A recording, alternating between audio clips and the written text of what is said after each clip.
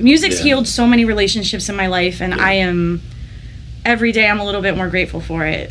Family, thank you so much for joining us. I'm your host, Tre Henderson. This is the Indie CD.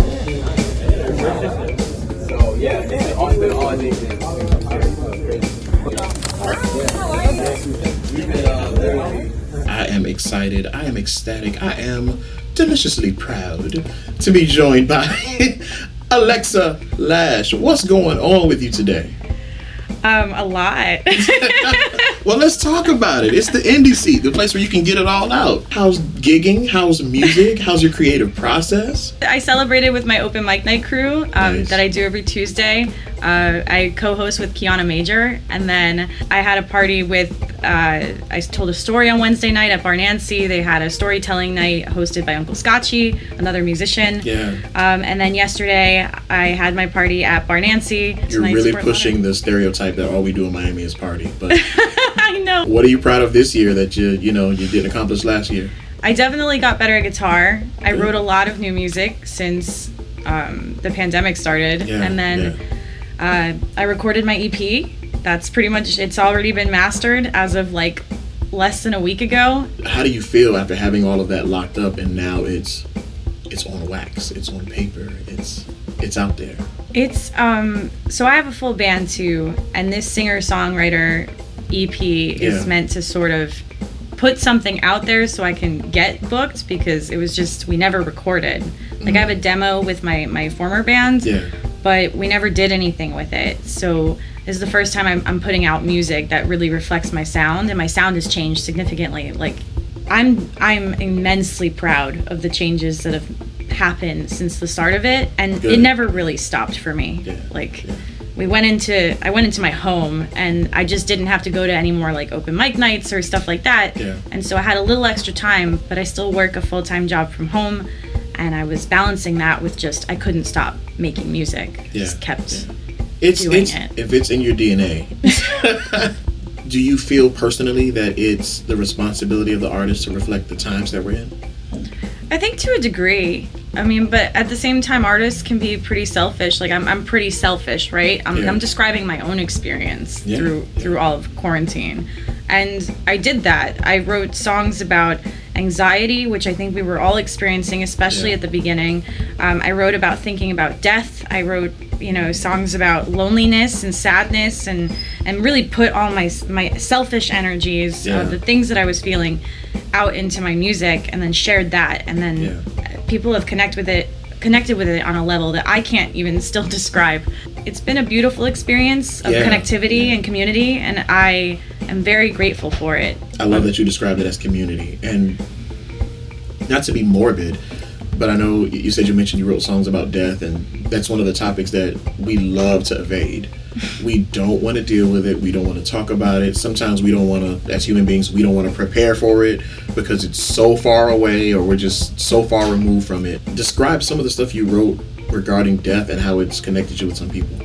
So I have a song called Death is a Lover, and that's the song I wrote about death. Wow. And historically, I write a lot about relationships. Like that's just my thing. And then during quarantine, my topic choices shifted dramatically. And so it's a balance now of that, and then all of these emotional songs. So I thought I was writing about a person, and then realized I was writing about death. So it's like, I think about you all the time, love.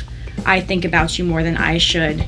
Idle minds, they are the devil's place. And it's just, it's so that terrifies me. So well, I guess putting it in the lover context, maybe it was easier for me to deal with it. Yeah. If I can pop in, like people still use tapes or CDs. If I could go to Spotify. Oh, I got my VHS to work recently, so I was pretty stoked about it. Like, I'm an 80s baby. I think I heard somebody say they were born in 90s, and I was like, oh, okay. It was like, you're a little bit younger, okay. If I can go to Spotify or any streaming service, or just purchase the music, and hear Alexa and connect through the music, I mean, isn't that the goal? Isn't that what you want? Yeah, I mean, my manager always asks me what I want to do with my music. She asked me my goals, and I'm still figuring it out. Like, most people in my circle know that I'm literally just getting started. Like, my growth has been exponential since January. Yes. You calling me a guitar queen is funny to me because I picked up a guitar for the first time. Literally, I played it on stage for the first time November 9th of last year. Oh. So I've only been playing guitar for like a year-ish. Yeah. And I literally just got a piano that my dad got for me, and I've been messing with that, and I'm so excited for what is going to happen for the future because I see it, and I feel like I'm just touching the surface of my capabilities. So it's been this kind of amazing journey. Listen, you mentioned your dad buying you a piano. Is your family musical? Not at all, and that's its own story. Yeah, no, my dad and I've been telling this story a lot lately, and I don't know why. I think it's just because a lot of people have asked me how I got into music, and really I only got into it within the last 5 years. I was in a band, and then we broke up, and I learned ukulele, and then guitar. And then my band got back together, and it was all exciting. So I want the drama. Tell us how y'all broke up and why. Well, with my dad didn't really like.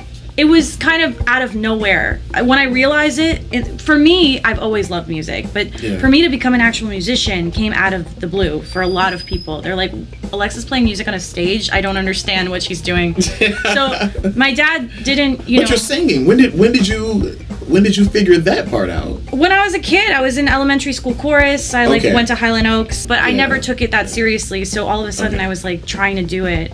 Yeah. And my dad and I just didn't see eye to eye on the music thing. He was like, Alexa, your job, like, what are you doing? Like, creative differences. And then there was like a major surgery, and I was there with my little ukulele, and I was playing these songs, and I have it on my phone, and I just looked at it the other day of the nurse was kind of not being the nicest person in the world, and so I was playing ukulele songs and making them up about how she wasn't letting him go to the restroom, and like he was laughing, and I was there, and the music was there, and I don't know what shifted, but then after that, like, he's just been supporting my music in ways that I can't even describe. Wow. So music's healed so many relationships in my life, and every day I'm a little bit more grateful for it. So how the music connects us and how it makes people feel better. Even people sitting in hospitals, and they can be going through some not so great circumstances and situations in their health. There's maybe not a good prognosis. They're gonna face some crazy things, health wise later on, or it's happening but somebody comes in with a guitar and sings and makes up stuff, and all of a sudden they're laughing again and smiling again. And I mean, how rewarding those is that days to know that you inspired that? Well, they were always the hardest, right? Because when you volunteer for Musicians on Call, for instance, you have to, like, you can't, they ask you in like the interviews, they're like, what's your emotional, like, are you able to handle it? You know, because if you start crying in that hospital room, like you're gonna get fired from Musicians on Call. Like that is it, because you have to keep it together. You have to be a performer, just as you would for any audience member. So when you're in these rooms and you're going room to room and you're singing for these patients, and I work primarily with the Holtz Hospital with the kids. You're singing to them, you're singing Disney princess songs, and you're keeping a smile on your face, but when you get out of there, you just feel everything. I talk to my guide, and we just kind of commiserate on what just was experienced, because they're these private, personal stories. And then, sometimes in the car, I'll just cry, because it was so overwhelming. Like, you're exhausted. You walk away emotional because you genuinely care. I've never met the person. You just came in to do a service, and hopefully your gift brought some light to them. So that's amazing. Alexa Lash Music on Instagram, Facebook, everywhere else. You can find me on SoundCloud. Eventually you'll be able to find me on Spotify, and then alexalash.com is my website. So I hope you can check it out. It's been my absolute pleasure to sit and pontificate with you on music and in all of its joys and sorrows and woes. I am Tre Henderson. This is the Indie Seed. I even got a little matching jacket, y'all. Special thanks to our producers of this event, Context of a Generation. I'm Tre Henderson. I can be reached at The Other Trayvon on Instagram and Twitter. Y'all better jump on Twitter. It's happening. But thank you so much for being here, family. We love you. Peace.